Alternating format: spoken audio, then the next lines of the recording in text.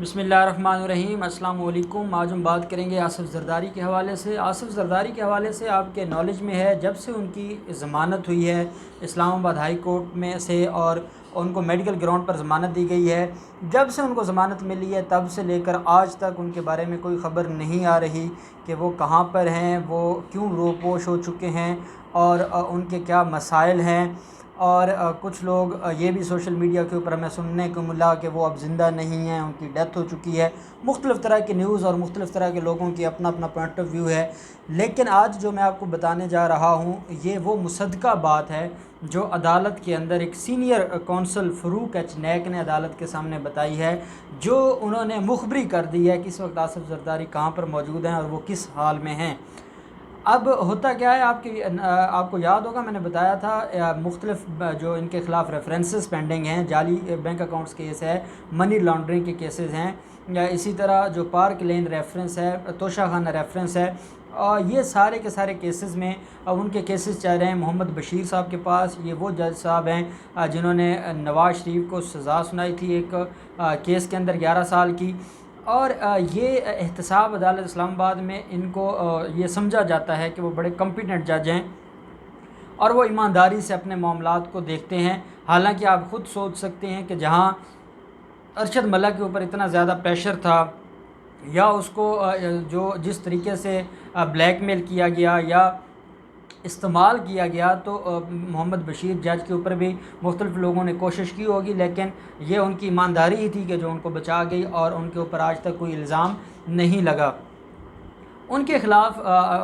آصف زرداری کے خلاف کیسز کی سماعت تھی۔ فروق ایچ نیک صاحب پیش ہوتے ہیں اور عدالت میں آ کر بتاتے ہیں کہ وہ ایک درخواست لے کر آتے ہیں حاضری سے استثناء کی، اور کہا یہ جاتا ہے کہ آصف زرداری بیمار ہیں، اور دوسرا یہ کہ کرونا وائرس کی وجہ سے وہ عدالت میں پیش نہیں ہو سکتے، اس لیے ان کی جو حاضری سے استثناء کی درخواست ہے وہ منظور کی جائے۔ ساتھ آصف زرداری کے وکیل کا یہ کہنا تھا کہ اگر آصف زرداری عدالت میں آ گئے تو پھر اتنا زیادہ رش ہو جائے گا کہ پھر عدالت سنبھال نہیں پائے گی، تو جس کے اوپر محمد بشیر جج صاحب نے کہا کہ پہلے بھی یہاں بڑے بڑے سیاسی لوگوں کے کیسز چلتے رہے ہیں اور جتنا رش ہوتا ہے وہ ہمیں پتہ ہے، اگر یہ خود منت ترلے نہ کریں تو کوئی نہیں آتا اور نہ ان دنوں میں کسی نے آنا ہے، اور یہ عدالت کا ڈیکورم ہے، یہ اس طرح نہیں ہے کہ جو آئے گا یہاں بیٹھ جائے گا۔ تو عدالت کا عملہ جس کو جو ریلیونٹ آدمی ہوگا وہ عدالت کے اندر آئے گا، باقی لوگوں کو عدالت میں نہیں آنے دیا جائے گا، ہم ڈسپلن بنا لیں گے، آپ ملزم کو پیش کریں۔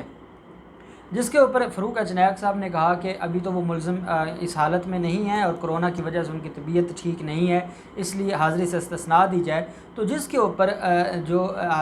عدالت کے جج ہیں محمد بشیر صاحب، انہوں نے پوچھا فروق ایچ نیک صاحب سے کہ ہمیں یہ تو بتائیں کہ وہ اس وقت ہیں کہاں پر، کہ ہم بھی مختلف خبریں سنتے ہیں، کبھی کوئی کہتا ہے وہ بیرون ملک چلے گئے ہیں، کبھی کوئی کہتا ہے وہ کسی خفیہ مقام پر ہیں، کبھی کوئی کچھ کہتا ہے، تو عدالت کو تو بتائیں جب وہ عدالت کی شیورٹی پر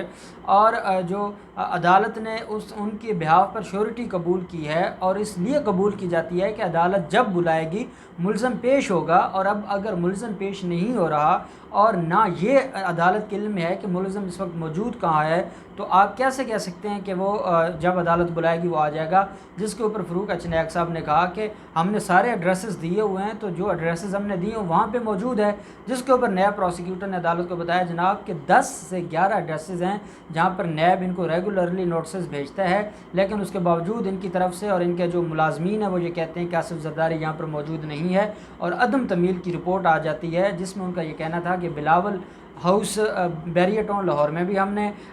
نوٹسز بھجوائے ہیں، ہم نے اسلام آباد میں بھی ان کی رہائش گاہ پر نوٹسز بھجوائے ہیں، ہم نے کراچی میں بھی بھجوائے ہیں، لاڑکانہ میں بھی بھجوائے ہیں، اس کے باوجود کوئی رسپانس نہیں آ رہا۔ جس کے اوپر عدالت نے کہا کہ اگر آپ اس طریقے سے عدالت کی کارروائی اور عدالتوں کے ساتھ مذاق کریں گے تو پھر عدالتیں بھی آپ کی بات نہیں سنیں گی۔ جس کے اوپر فروق ایچ نیک صاحب نے کہا کہ میرے پاس جو ایڈریسز تھے وہ میں نے جناب کو بتا دیے ہیں، تو شاید جو تعمیل کروانے والا ہے اسے کوئی غلطی ہو گئی ہے، تو میں مزید جو رہائش گاہ پر موجود مینیجر وغیرہ ہیں ان سے کہوں گا کہ وہ آئندہ اگر کوئی عدالت کی طرف سے نوٹس آتا ہے تو اس کو وہ تعمیل کریں اور اس کی رپورٹ دیں، ریسیونگ دیں۔ عدالت نے ان سے سوال کیا فروق اچنیک صاحب سے، جو نہیں بتا رہے تھے کہ اس وقت کہاں پر ہیں، تو عدالت نے بھی بڑی ہوشیاری اور دانش مندی سے ان سے پوچھا کہ آپ یہ جو وکالت نامہ سائن کروا کے لے آتے ہیں، یا جو آپ ان سے درخواستیں سائن کروا کے لے آتے ہیں، یہ وہ وہاں سے سائن کر کے بھیج دیتے ہیں یا آپ خود جا کر سائن کرواتے ہیں؟ کیونکہ قانونی تقاضا یہ ہے کہ جب بھی آپ نے وکالت نامہ پاور آف اٹرنی جس کو ہم کہتے ہیں، جب آپ نے سائن کروانا ہو، تو جو آدمی کسی کو پاور آف اٹرنی دے رہا ہے، کسی کو یہ اختیار دے رہا ہے کہ وہ اس کے بہاف پر ریپرزینٹ کر سکتا ہے، تو وہ ان دونوں کا آمنے سامنا ہونا ضروری ہے۔ تو جس کے اوپر عدالت نے پوچھا بھی آپ نے یہ جو جب وکالت نامہ سائن کرواتے ہیں آپ کہاں سے کرواتے ہیں؟ تو انہوں نے کہا جی کہ مجھے وہ یاد تو نہیں ہے جو ایڈریس ہے، لیکن میں جاتا ہوں اور وہ میں ان سے ہی سائن کرواتا ہوں، میرے سامنے درخواستوں پر بھی وہ سائن کرتے ہیں اور جو وکالت نامہ ان کے اوپر سائن کرتے ہیں۔ تو عدالت نے کہا پھر آپ کو ایڈریس کا تو علم ہوگا، کہتے ہیں کراچی میں ہے لیکن مجھے ایڈریس کا نہیں پتہ۔ تو عدالت نے کہا کہ آپ ایڈریس بتائیں گے تو ہم اس کے اوپر آگے کارروائی چلائیں گے، نہیں تو ہم تو اس کے اوپر کارروائی آگے نہیں چلانے والے، اور نہ میں یہ درخواست منظور کرنے والا ہوں۔ جس کے اوپر فروق اچنیک صاحب نے عدالت سے ٹائم لیا۔ عدالت نے کہا کہ آپ تھوڑی دیر جائیں، فون شون کر لیں اپنے ڈرائیور کو، یا آپ کے ساتھ جو سیکٹری وغیرہ ہوتے ہیں ان کے نالج میں ہوگا کہ آپ کس ایڈریس پہ جاتے ہو، اگر آپ کو نہیں یاد تو ان کو تو پتہ ہوگا، آپ وہ پتہ کر کے بتائیں۔ تھوڑی دیر تک وہ کالز وغیرہ کرتے رہے، کالز وغیرہ کرنے کے بعد وہ عدالت میں آئے اور عدالت کو کراچی کا ایک ایڈریس لکھ کے دیا اور کہا کہ یہ اس وقت یہاں موجود ہیں اور آپ یہاں پر نوٹسز بھجوا سکتے ہیں۔ تو جس کا بشیر احمد صاحب نے جواب دیا کہ اگر اب ہم اس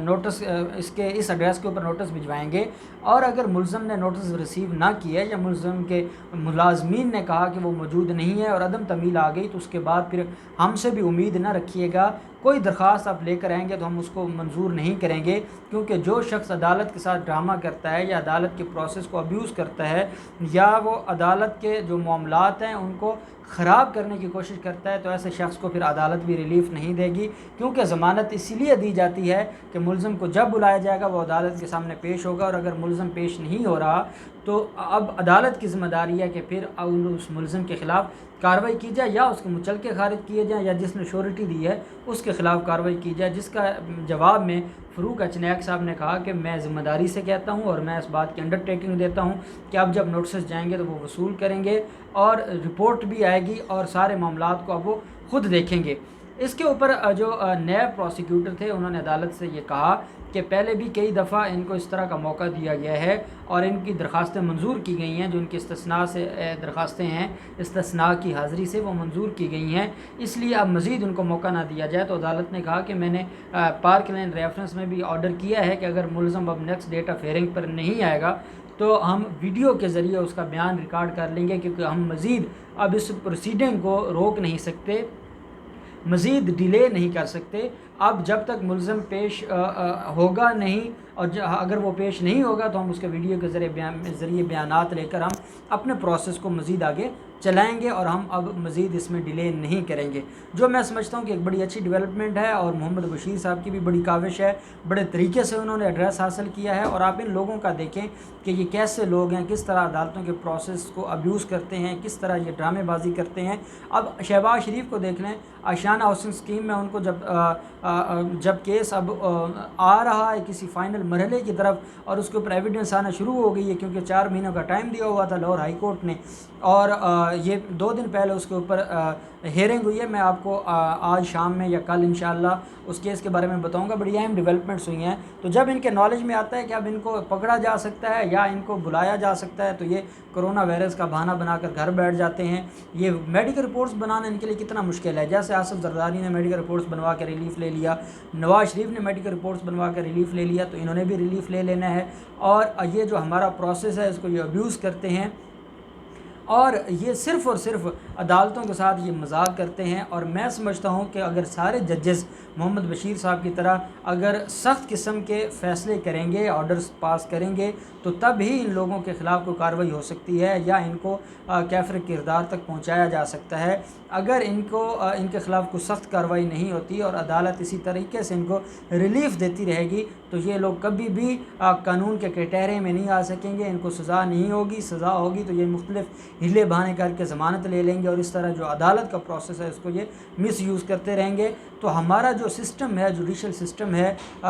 اس میں ریفارمز کی ضرورت ہے، اس میں میجر ریفارمز کی ضرورت ہے، اور اچھا ہم عدالتوں کو بھی گالیاں دیتے رہیں گے، گالیاں دینے سے مسئلہ حل نہیں ہوتا۔ اگر ہم کومنٹس کریں گے، ہم عدالتوں کو برا بھلا کہیں گے، یہ مسئلے کا حل نہیں ہے۔ میں یہ سمجھتا ہوں کہ اب اس وقت ضروری ہے کہ ہم اصل مسئلے کو اٹھائیں، اور وہ مسئلہ ہے جوڈیشل ریفارمز کا۔ جوڈیشل سسٹم میں میجر ریفارمز کی ضرورت ہے، اور وہ ریفارمز عدالتوں نے نہیں کرنی، ججز نے نہیں کرنی، بلکہ وہ پارلیمنٹ نے کرنی ہے۔ اور اگر ہم خالی عدالتوں کے اوپر کرٹیسائز کرتے رہیں گے تو کرٹیسائز کرنے سے کوئی فرق نہیں پڑتا۔ اس کی وجہ یہ ہے کہ یہ مسئلہ حل نہیں ہو سکتا۔ اگر وہ مختلف ان کو ڈیٹس دیتے ہیں، یا مختلف لوگ آ کر مختلف درخواستیں دے کر بہانے بازی کرتے ہیں، تو اس کی وجہ یہ ہے کہ قانون نے اس کی گنجائش دی ہے، اور عدالتیں مجبور ہیں۔ اس لیے جب تک اس قانون کو امینڈ نہیں کیا جائے گا، اس قانون کے اندر کوئی اصلاحات نہیں لائی جائیں گی، تب تک یہ مسائل حل نہیں ہوں گے۔ اب دیکھتے ہیں کہ جو آصف زرداری کے خلاف ان ریفرنسز میں